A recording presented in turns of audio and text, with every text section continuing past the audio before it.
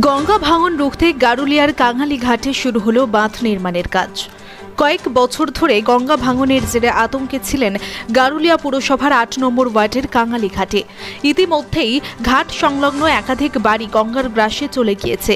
টিকে থাকা গঙ্গার পাড়ের বাসিন্দারা আতঙ্কে দিন কাটাতেন। ঘরবাড়ি গঙ্গার গ্রাসে চলে যাওয়ার আশঙ্কায় তারা রাত জেগে থাকতেন। অবশেষে রাজ্যের সেচ দফতরের উদ্যোগে কাঙালি ঘাটে ভাঙন রোধে বুধবার থেকে শুরু হলো কংক্রিটের বাঁধ নির্মাণের কাজ। সেই কাজের তদারকি করতে এদিন কাঙালি ঘাটে হাজির ছিলেন গারুলিয়া পুরসভার পুরপ্রধান রমেন দাস, উপপুরপ্রধান অশোক সিং সিয়াসি, গৌতম বসু, সেচ দফতরের আধিকারিক রবিন হালদার, নোয়াপাড়া থানার ভারপ্রাপ্ত আধিকারিক পার্থ সারথী মজুমদার। গারুলিয়ার পুরপ্রধান রমেন দাস বলেন, সেচ দফতরের উদ্যোগে গঙ্গা ভাঙন রুখতে কাঙালি ঘাটে কংক্রিটের বাঁধ দেওয়ার কাজ শুরু হয়েছে। উক্ত কাজে সেচ দফতর বরাদ্দ করেছে ১.৫ কোটি টাকা। অপরদিকে সেচ দফতরের আধিকারিক রবিন হালদার বলেন, এবার কংক্রিটের বিম তৈরি করে পাকাপাকিভাবে গঙ্গা ভাঙন রোধ করা হবে। ব্যারাকপুর থেকে বিশ্বজিৎ নাথের রিপোর্ট, বাংলা এমজি নিউজ। এর আগের কাজগুলোতে আমরা করেছিলাম কি, বল্লা ড্রাইভিং করেছিলাম, কোর করে ব্যাগ দিয়ে ফিটিং করেছিলাম। এবারে আমরা একটা টো বিম করছি কংক্রিটের, 1.4 মিটার বাই 0.8 মিটার একটা টো বিম, কংক্রিট রিনফোর্সমেন্ট দিয়ে, ভিতরে রিনফোর্সমেন্ট থাকবে। ওই বিমটা পুরো লোডটা নেবে। ওই বিমটা বল্লা ড্রাইভ করে বল্লা তার মধ্যে ঢুকে থাকবে, সেইভাবে পুরো বিমটা পড়বে একদম 300 মিটার বরাবর পুরো লেন্থ। তার উপরে সাপোর্ট দিয়ে আমার এগুলো উঠবে, পিচিংগুলো উঠবে। ঠিক আছে, কিছুটা জায়গায় কংক্রিট পিচিং ধরা আছে, কিছুটা জায়গায় নন স্কিড ব্যাগ দিয়ে, মানে উন্নত ধরনের এইচডিবি ব্যাগ, এই ব্যাগ দিয়ে আমরা পিচিংটা করবো।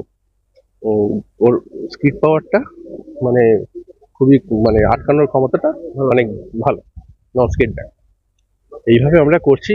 তারপরেও তো আমাদের আরো মানে ভিজিলেন্স থাকবে যে আরো কিভাবে উন্নত ভাবে কাজটা আরো পরবর্তীকালে করে। আশা করছি রুখে যাবে, আশা করছি রুখে যাবে। আমার নাম রবিন হালদার। আনুমানিক এটা আপনি যদি ধরেন 1.5 কোটি টাকা আছে।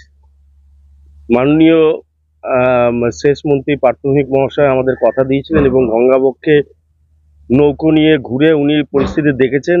ভয়াবহ পরিস্থিতির মধ্যে উনি মাননীয় মুখ্যমন্ত্রী মমতা বন্দ্যোপাধ্যায়ের নির্দেশ অনুযায়ী আমি মাননীয় সেচমন্ত্রী পার্থভৌমিক মহাশয় এটাকে অনুধাবন করেছেন এবং বিষয়টিকে স্যাংশন করে উনি যে কথা দিয়ে কথা রাখতে পারেন, মামাটি মানুষের নেত্রী যে কথা দিয়ে কথা রাখতে পারেন, সেটা হচ্ছে আজকের জ্বলন্ত উদাহরণ।